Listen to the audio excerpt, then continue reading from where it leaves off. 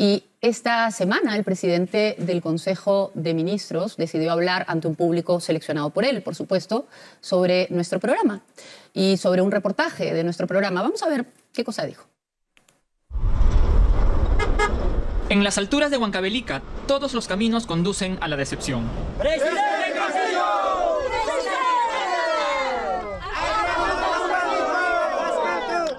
Ustedes seguramente han visto un programa de televisión el día domingo en la noche, en donde saca allí una carretera precisamente en Huancavelica, no asfaltada. Las provincias de Tayacaja y Churcampa están unidas por esta rústica vía, pero también por un descontento que avanza sin freno. Y yo les pregunto, ¿es la única carretera que no está asfaltada? Todo el Perú, señores, se encuentra. Esa es la realidad. Eso hay que asfaltarlo, pero eso se hace de la noche a la mañana. ¿Ah? Pedro Castillo es una persona que diga, no, hágase la carretera, asfáltese la carretera, y la carretera ya se asfaltó. En la parte más álgida de la última segunda vuelta presidencial, el entonces candidato del Lápiz llegó cargado de ofrecimientos a Huancavelica. ¿Cómo es posible que Huancavelica, una región eminentemente minera, que le ha parado la olla al país, que le pone los manteles a esta patria igual que Cajamarca, no tenga una carretera confiable, viable, no tenga una vía de acceso? ¿Cuántas veces usted ha ido a Lima para pedir que se concrete el asfaltado de la vía? Aproximadamente entre 7 a 8 veces. Cada ministro que ingresa cambia los directores. Edgar Obregón cuenta que sus vecinos ya no le creen cuando regresa de Lima con una fecha de convocatoria a licitación. Los plazos se han incumplido numerosas veces.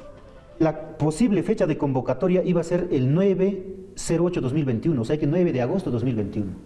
En el mes de octubre, cuando viajamos el 2021, nos manifiesta acá que la fecha probable de convocatoria va a ser el 24 de noviembre de 2021. Fuimos enero 2022, nos dice marzo vamos a convocar. Fuimos abril 2022, nos dice junio vamos a convocar. Vamos junio, nos dice agosto. Si no lanzan en mes de noviembre, la población va a paralizar. Pero ¿por qué esa señora hace eso y manipula a unas personas del lugar aprovechándose de su escaso conocimiento para hacer daño nomás al gobierno? Mala fe, mala entraña, mala entraña. Esa mujer que hace eso, esa mujer es mala madre, no puede ser buena madre. Es mala esposa, no puede ser buena esposa. Es mala hija, no puede ser buena hija. Y si tiene hijos, no, solamente está deformando a sus hijos y los está criando con esos complejos de superioridad. Por supuesto que más daño que a todos los demás se hace a ellos mismos. ¿Por qué se hace a ellos mismos? Porque desde que... Bueno, ustedes lo han escuchado, el presidente del Consejo de Ministros se refirió a este programa sin decir nombres, a esta señora sin decir nombres, y no vamos a responder a sus agravios, que por cierto consideramos poco dignos de un caballero de su edad y de su educación, pero que debemos decir que consideramos profundamente machistas, porque en primer lugar no se refirió en ningún momento ni al reportero, hombre, ni al director, hombre, sino que solo se refirió a esta conductora, a esta señora. Y de paso se refirió a temas que no son ni de su competencia, ni de su conocimiento, que no tienen nada que ver con lo profesional y que no lo hacen quedar muy bien, la verdad. No nos llama la atención porque el presidente del Consejo de Ministros suele tener estos exabruptos, en algún momento ha manifestado su admiración a Hitler por considerarlo un gobernante eficiente y además suele atacar a la prensa.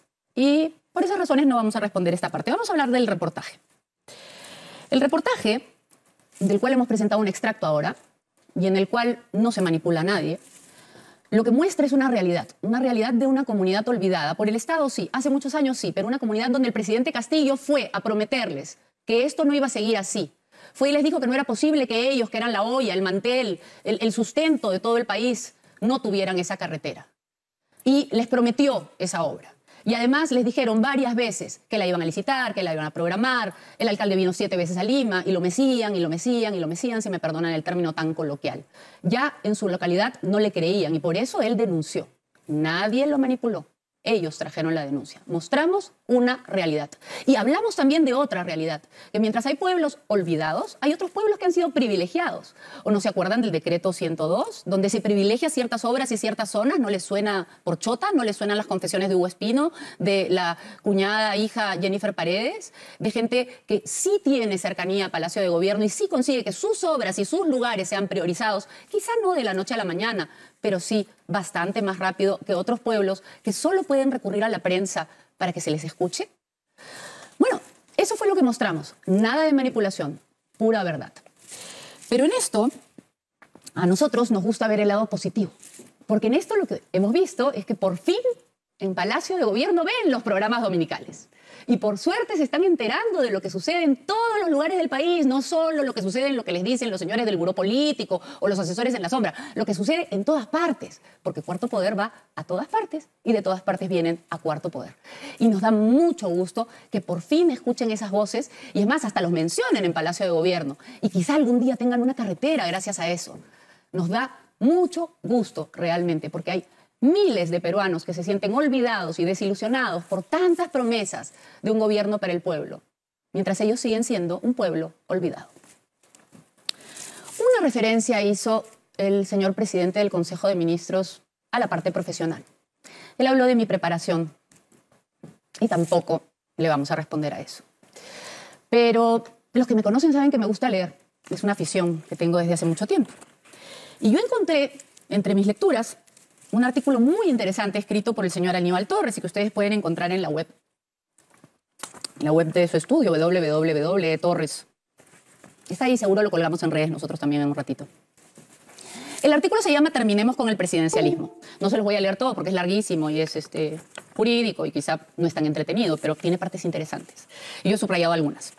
Dice así, terminemos con el presidencialismo, Aníbal Torres. La Constitución establece un régimen presidencial muy poderoso. El poder del presidente se asemeja al de un monarca absoluto.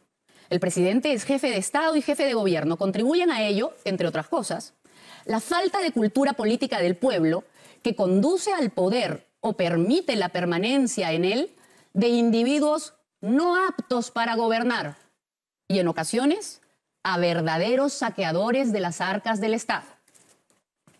Sigue. Contribuye también a ello el crecimiento de la pobreza, que determina que el ciudadano en épocas de elecciones emita su voto no con la razón, sino con el estómago. Las alianzas del presidente con centros de intereses particulares. Y sigue. La elección de una sola persona como presidente de la República por un largo periodo de 5 años, con poderes casi ilimitados, le confiere un protagonismo y predominio que hace que el equilibrio de poderes sea una utopía. Nada justifica que por falta de cultura política y democrática o de partidos políticos fuertes estemos obligados a otorgarle todo el poder a un autócrata llamado presidente. Palabras del señor Aníbal Torres. Las pueden encontrar en la web. Aquí mantenemos las formas. Y por lo tanto, vamos a decirle al señor Aníbal Torres que nosotros no cuestionamos su preparación. Podemos discrepar con sus ideas, pero fíjese que con estas no discrepamos tanto. Y por eso lo invitamos a conversar con nosotros amablemente, como hemos invitado a muchos de sus ministros y no han querido venir a una entrevista, como lo hemos invitado a él también. Lo invitamos a sentarse, a hablar del Perú, de los problemas del Perú. Lo invitamos así, abiertamente, con amabilidad, dejando de lado los insultos, porque lo que queremos los peruanos de buena entraña